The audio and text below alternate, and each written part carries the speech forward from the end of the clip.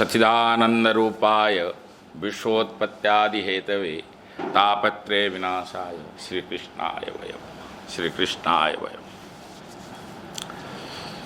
आज हम ऐसे पुनीत अवसर पर एकत्रित हैं ऋषि महर्षियों के बीच में। ओझा जी स्वयं ऋषि थे और शायद उन्हीं के प्रतिफल में आज हम सभी ऋषियों का दर्शन कर रहे हैं। विभिन्न विषय के विद्वान, वेद विज्ञानवेता और सभी को मैं प्रणाम करता हुआ, मधुसूदन ओझा जी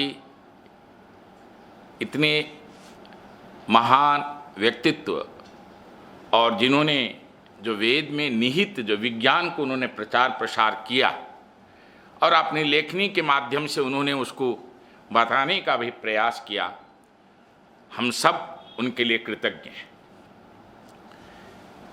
अभी विद्वान चर्चा कर रहे थे कि अभी पारिक साहब ने कहा था 200 से अधिक ग्रंथों उन्होंने लिखा है मधुसूदन ओझा जी ने। उनका एक पुस्तक है शारीरिक विज्ञान। मैं उसमें थोड़ा सा प्रकाश डालना चाहूँगा, जिसको कल हमारे साहू साहब से भी कल चर्चा हो रही थी। सबसे पहले शब्द ब्रह्म की अभी चर्चा हमारे त्रिपाठी जी ने भी अपनी कविता से करी, और निश्चित है वो शब्द ब्रह्म अथर्ववेद का पहला ही मंत्र ब्राह्मण का, गोपथ ब्राह्मण का पहला ही ये है जो शब्द ब्रह्म के रूप में ओंकार की उत्पत्ति हुई शब्द ब्रह्म के रूप में, जिसका आगे चल कर के हमने उसकी विस्तृत व्याख्याएं जो सृष्टि प्रक्रिया से जुड़ा। उसी क्रम में शारीरिक विज्ञान में भी पंडित मधुसूदन ओझा जी ने अक्षर को ही ब्रह्म बताया है। अक्षर ब्रह्म वर्णमाला में सबसे पहले आकार की अक्षर है, और बिना आकार के उच्चारण के किसी भी वर्ण को हम उच्चारण नहीं कर सकते हैं, जिसका विश्लेषण गोपथ ब्राह्मण इत्यादि अनेक ग्रंथों में और ओझा जी के साहित्य में भी हमें प्राप्त होता है। शारीरिक विज्ञान के अंतर्गत हमारे अंतर्निहित ब्रह्म की संकल्पना और जगत सृष्टि में जो दिखा दृश्यमान उसकी भी कल्पना वो ब्रह्म के रूप में की गई। उन्होंने ये लिखा, तद्यक्षरस्तस्माद् अक्षरम, सत्व ब्राह्मण की उक्ति। जैमिनी उपनिषद ब्राह्मण में यदेवाक्षरम न क्षीयत तस्मात् अक्षयम अक्षयम हवै नामे तत् तदक्षरमिति परोक्षया चक्षते। ये जैमिनी उपनिषद ब्राह्मण में इसकी चर्चा की गई। अर्थात अधन क्षर से अर्थात अक्षर शब्द बना, अर्थात जो कभी क्षरण नहीं होता है, वो सदैव सृष्टि के साथ जो निरंतर चली आ रही है। अक्षर जो ब्रह्म है, यज्ञ के सूक्ष्माति सूक्ष्म कणों को धारण करते हुए ब्रह्म के विराट स्वरूप को धारण करता है। जैसे श्रुति में कहा, अक्षरे नैव यज्ञस्य छिद्रमपि दधाति विराजो वास्तद्रूपम यदक्षरम। इसकी भी चर्चा तांड्य महाब्राह्मण में सामवेदी अंतर्गत की गई।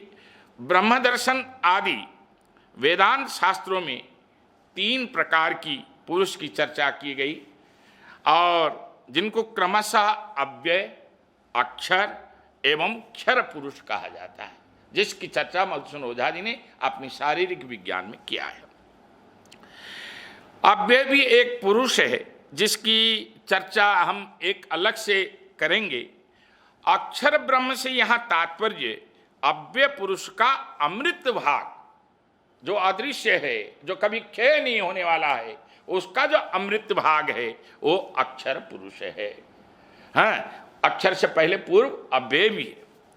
क्षर पुरुष है। क्षर पुरुष उससे कहते हैं जो समस्त जगत का उपादान है, क्योंकि किसी भी वस्तु में 3 प्रकार के विकार होते हैं, जिन्हें दिक, देश, काल रूप में हम जानते हैं, जिनको क्रमशः औपचारिक, औपसर्गिक और औपजनिक सार्गिक के नाम से इसको विकार कहा गया। किसी भी वस्तु में होने वाला सिद्ध विकार को औपोजनिक कहा गया। सार्गिक विकार भी उसको कहते हैं। किसी भी वस्तु में होने वाला एक दूसरे के संयोग से उत्पन्न होने वाला विकार को औपसर्गिक के नाम से जाना गया। स्वयं से उत्पन्न होने वाला विकार को औपजनिक विकार कहा जाता है। यदि तीनों पुरुषों में कार्य कारण भाव के रूप में देखा जाए तो वह इस प्रकार से परिणित होगा, अर्थात क्षर कार्य है, अक्षर कारण है, अव्यय न कारण है न कार्य है।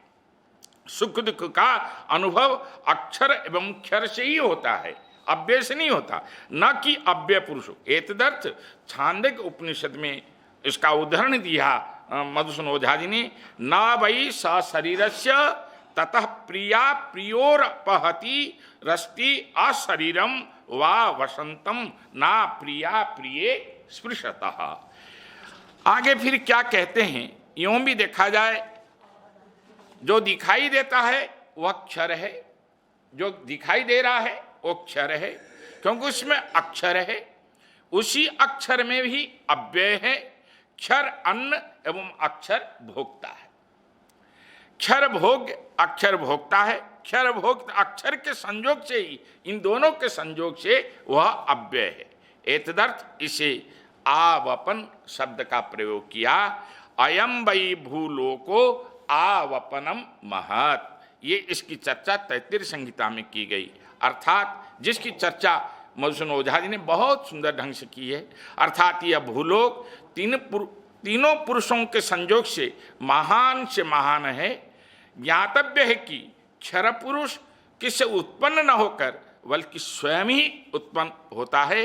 अतः क्षर क्षीण हो सकता है परंतु नष्ट नहीं हो सकता, क्योंकि अव्यय की रस से अक्षर है जिसमें रस की प्राप्ति होती रहती है। इसी अक्षर पुरुष को तैत्तिरीय उपनिषद में सत्य, विज्ञान आदि अनेक नामों से उसको व्यवहित किया गया। यथा सुदीप्तात् पावकात् विस्फुलिंगः सहस्रशः प्रभवन्ते स्वरूपाः तथा क्षरा द्विविधा सौम्य भावाः प्रजायन्ते तत्र चैवापि यन्ति। और उक्त उदाहरणों से ज्ञात होता है कि अक्षर पुरुष के दो भेद है, एक पर और एक सामान्य। सामान्य अक्षर से विशेष अक्षर का उदय होना और उसमें ही विलीन हो जाना, क्योंकि अक्षर पुरुष सर्वज्ञ तथा शक्तिमान है। इस अक्षर पुरुष से यथा सुदीप्तान पावकात, इस वाक्य के अनुसार अनंत भाव की उत्पत्ति होना। अक्षर वो अव्यक्त है, यह जब घनाभाव में आता है वो व्यक्ताक्षर बन जाता है। यह क्षर अक्षर है, अक्षर परावर्तित अर्थात श्रेष्ठ है, अर्थात क्षर और अव्यय अक्षर की सेतु है और यही समर्थ है।